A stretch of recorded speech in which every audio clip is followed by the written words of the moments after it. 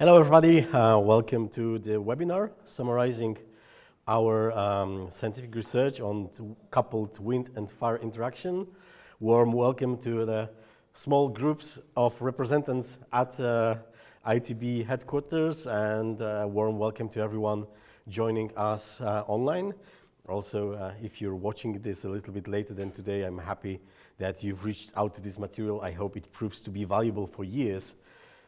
For me, this is quite a special event because this truly is my first real scientific project that I have ever had chance to coordinate as a principal investigator. The first one that I've written and won, certainly a milestone for a career of a researcher. The project we're talking about is a scheme in the National Science Center of Poland, NCN. The project is called Opus, and the title is Wind Effects on Building Fires in a Multiparametric Risk Assessment with Numerical Modeling. Before we go into details of what has been done, let me briefly give you the context of why we are even working on the wind and fire interaction at ITB. So around 2015-ish, we have done a very big case study in central Warsaw of a historical shopping mall in which you could only use natural smoke exhaust ventilators to extract the smoke from. And this damn building was really difficult. You really could not get a good working system unless you made it work together with the wind, due to how the building was shaped. And for us, it was a very steep jump into wind engineering, because we suddenly had to add wind engineering into fire engineering to resolve the issues on that building. Thankfully, at that time, we had very good wind engineers in ITB. We had Professor Węgrzyński, who was the godfather of Polish wind engineering, working in this office. And we were capable of catching up very quickly and adapting the wind engineering to the needs of our commercial project on smoke control. At that point, I did not realize at all that this is something not normal. And we figured it out a few years later, talking with other people who seemed to have similar struggle as we did on wind modeling, that it's actually not such a simple thing. And then we started thinking, okay, we have figured out some clever schemes, some interesting approaches how to combine wind and fire. We wrote a big papers for fire technology, wind and fire coupled modeling. And since then, we've been working on developing this further and further and further. In 2020, I have submitted this project as my attempt to have a really good holistic understanding of the impact of wind on a building fire. And yeah, we got it. It's been 3 years since the moment we've started. We're about to approach the final days of the project.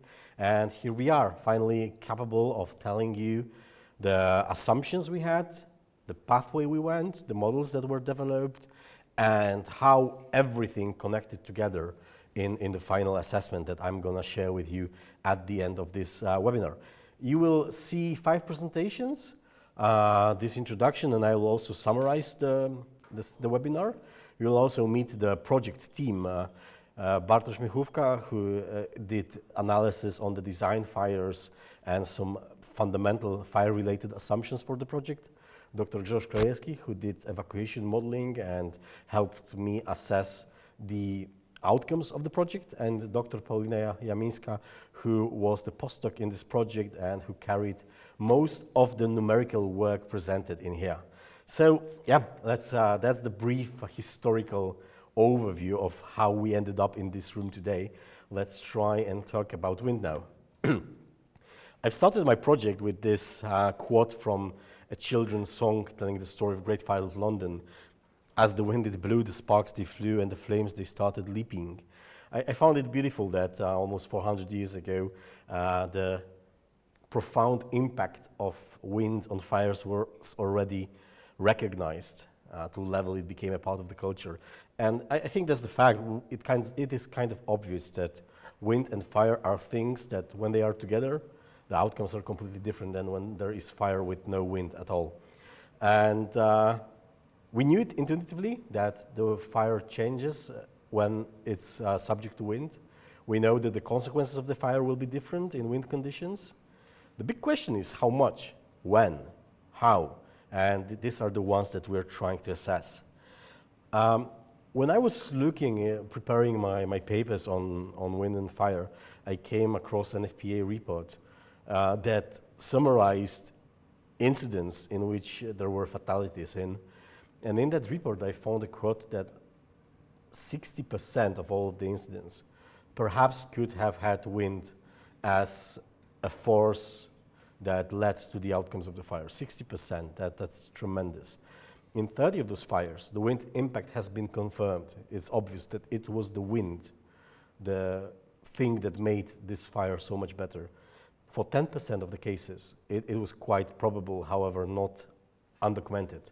So even looking at the outcomes of the fires from the statistics, we see that fires in wind conditions can be severely more dangerous. I also have in mind summer, I think it was 2021, a very warm summer in UK, where there was this worst day for London Fire Brigade for ages, where they had the biggest number of fire incidents happening in one day. An outcome of a very dry period and unfortunate weather patterns led to the most challenging day for firefighters. I've checked the statistics on that day, and the wind on that day was not very strong. It was actually way below the median wind for London area, which from my perspective means that London won a coin toss. If the coin landed on the other side, perhaps the outcomes of that day would be different. It's paramount for us that we study wind, and we understand it as wind engineers. Without that, much of our assessment is invalid. And I also find wind a really funny and interesting phenomenon. It's simply mesmerizing sometimes. Here's a funny picture from one of our large-scale experiments carried by Dr. Paweł Sulik from ITB some years ago. What you see on the picture is a two-story building, fully flash-over fire in that building. That was a really large fire, like 10 megawatts plus, like seriously large fire. And that day we had quite strong wind, and the plume is horizontal. The thermal plume from such a big fire has been totally dominated by this wind. And it was not even a very strong wind. I think it was like 7 meters per second. So it was not really hurricane strength. And it just shows how significantly and easily the wind can change the outcomes of the fire, in this case, the thermal buoyancy of the plume, which obviously should be vertical, not horizontal. So I see it as an important phenomenon, and I find a lot of joy in studying it. When you think about building fires, the wind can interact with the building on its envelope, especially at the inlets and outlets of the building, the points where the building meets the environment, the atmosphere. This is where the wind can act as a source of force through pressures. It can create very difficult to predict pressure patterns around. It can create pressure gradients between walls or roofs of the building. It can cause a very strong updraft force on the roof, which means the wind is sucking the roof up with a force of even hundreds of or thousands of pascals. Finally, it can significantly alter the flows inside the compartment, changing how the physics inside work, where the thermal smoke plume goes, how the smoke layers are spreading in the compartment. Everything that is important for assessment of smoke and heat extraction systems performance can be influenced by wind, to be honest. And outside of the building, many other phenomena happen. We don't only care about removing the smoke from our buildings, we start to care about where the smoke goes when we extract it. And for this reason, wind is obviously the major force driving the transport of the smoke in an urban environment. It can push smoke against buildings, it can protect buildings from smoke, it can help smoke plumes go far up into the atmosphere, it can push the smoke plumes down to the ground level where people are. It can change the direction, surprising those who are in the upwind direction. So certainly a phenomenon that significantly impacts what happens outside of the fire. Now, performing a scientific analysis of wind and fire modeling, I'm inspired by a graph by Professor Schlunzen. She has made a graph that shows different scales of phenomenon in the scale of time and size of those phenomenon, going from turbulence that happens instantaneously in the tiniest vortices down to colomograph scale, up to global circulation, meaning the weather patterns, El Nino and such. And there is a plethora of different atmospheric phenomena happening between those. Inspired by this plot, I've tried to make one for fire following the similar fashion, and I've put the phenomena that I find relevant to fires in here, placing building fires in the middle of the graph. Scales from 1 to hundreds of meters, time from minutes to perhaps dozens of hours. This is the physical and time scales that we operate when working with fires in built environment. Now, this is pretty much the area where we operate as fire safety engineers. We don't go below, we don't really go above. Of course, we do include some phenomenon like turbulent combustion or ignition in our engineering assessment, but it's not through direct explicit modeling, but rather introduction of submodels and routines that help us introduce those conditions into analysis that we perform. The same happens for larger phenomena, atmospheric boundary layer, stuff that in terms of wind happens at the scale of kilometers in the upper parts of the atmosphere. They impact the bottom layer where the buildings are. We don't model that directly. It's pointless to model that directly in our CFDs. We have to find models that will allow us to put that into. So here you can see a first challenge that emerges when one tries to merge wind engineering and fire science. They simply act at different scales. And you have to find the place where those scales are the same in which you carry your analysis.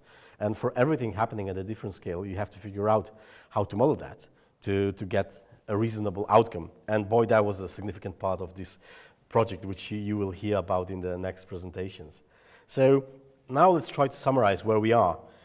I will say we are capable of modeling wind, we are capable of modeling fire. That perhaps is a bit far statement, and I guess many scientists would disagree that we are capable of modeling fire, but I think for engineering requirements, fire modeling is something that we commonly perform, and it's nothing unexpected to do. It's just our bread and butter. That's our engineering analysis. At least in Poland, we did like this.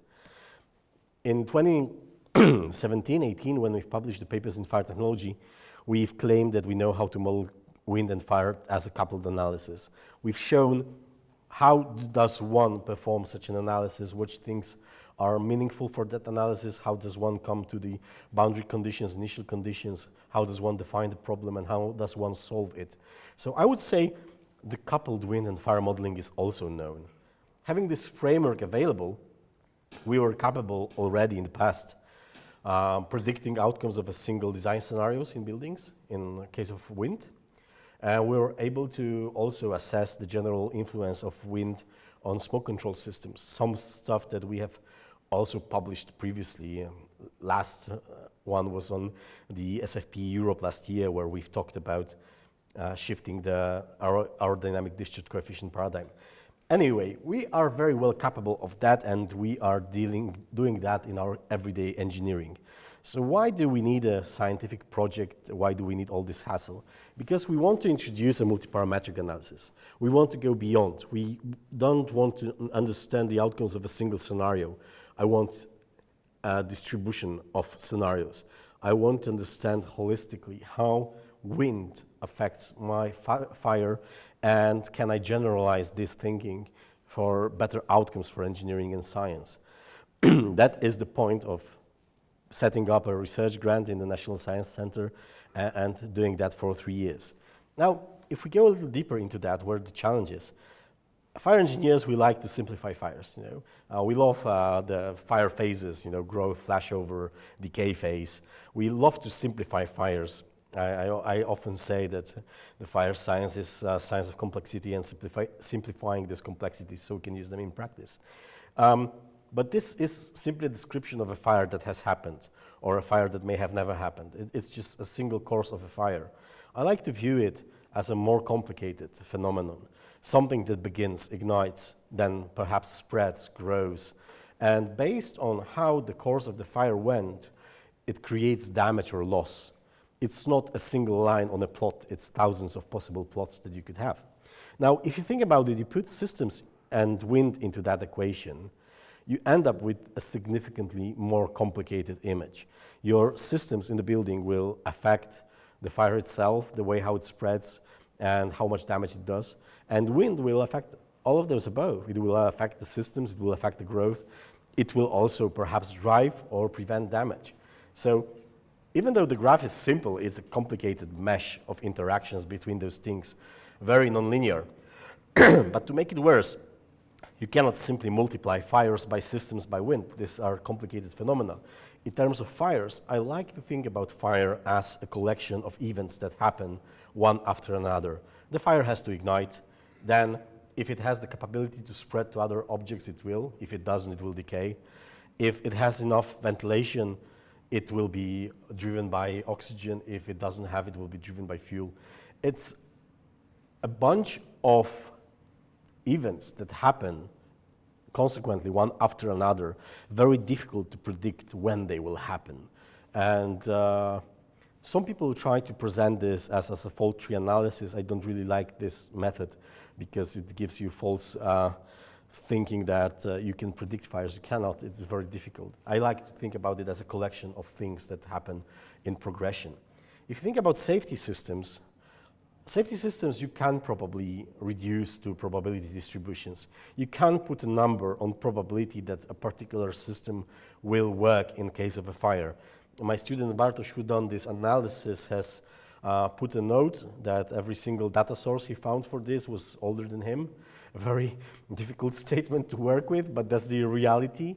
It's very hard to get reliable data, and just a very few sources that would give you, let's say, the new results in here.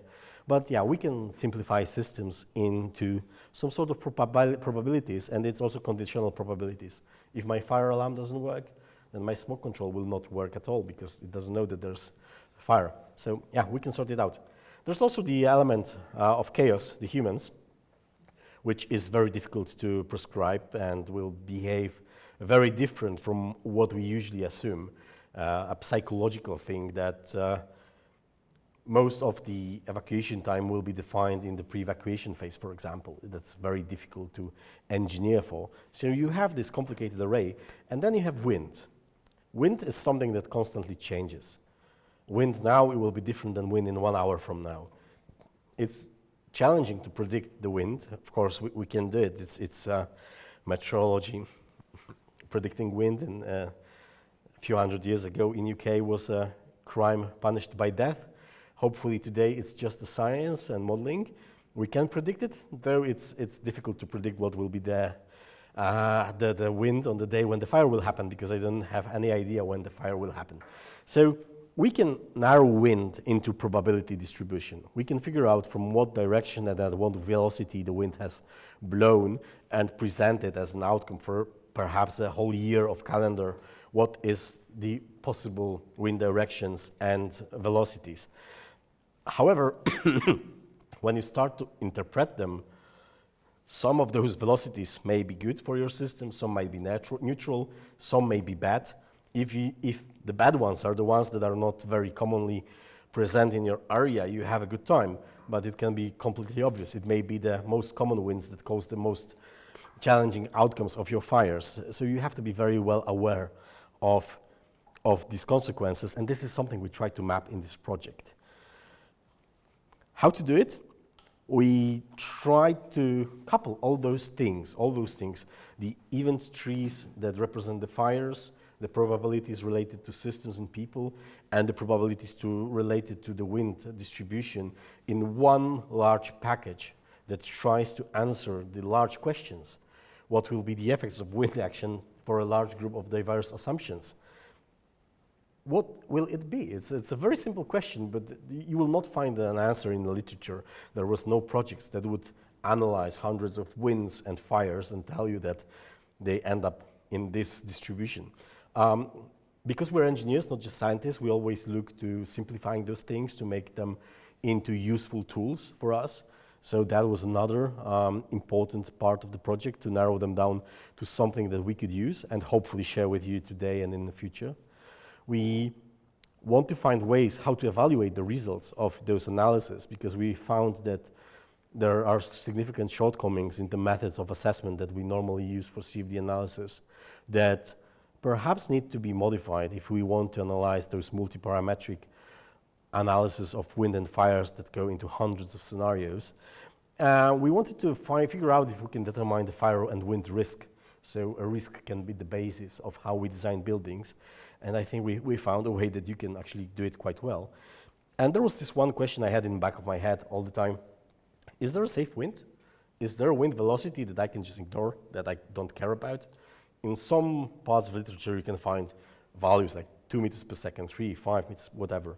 But is there a value that, okay, if my wind is lower than that, I can just not touch it at all?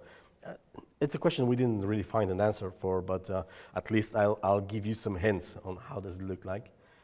And in the course of this presentation, of those presentations today, you will see how we built up our project altogether. We've studied an open car park. I actually have one with me here today. It's a 3D model that we've printed out. We actually printed out the whole part of the city to study it. That's the case study that we've chose to do in this project. We also investigated the small warehouse. You'll learn about the inputs, how we define the boundary and initial conditions for our simulations. You'll learn how we have performed the CFD analysis in this project. And then, at the end, I will give you the outcomes. How did we proceed with investigating the results? How did we form conclusions, what those conclusions are, and what can we do with it in the future? So, yeah, not everything will be covered in the webinar, because it would have to be significantly longer if you wanted to carry everything, and I'm already taking 2 hours of your precious time. So we've narrowed it down to the most interesting bits. It's still a lot of stuff. We have just finished the seminar in Polish, and we went 5 minutes over the time, so it seems the package is well crafted for those 2 hours. Anyway, that's it for my introduction, and now I will pass to my student Bartosz. Come, Bartosz.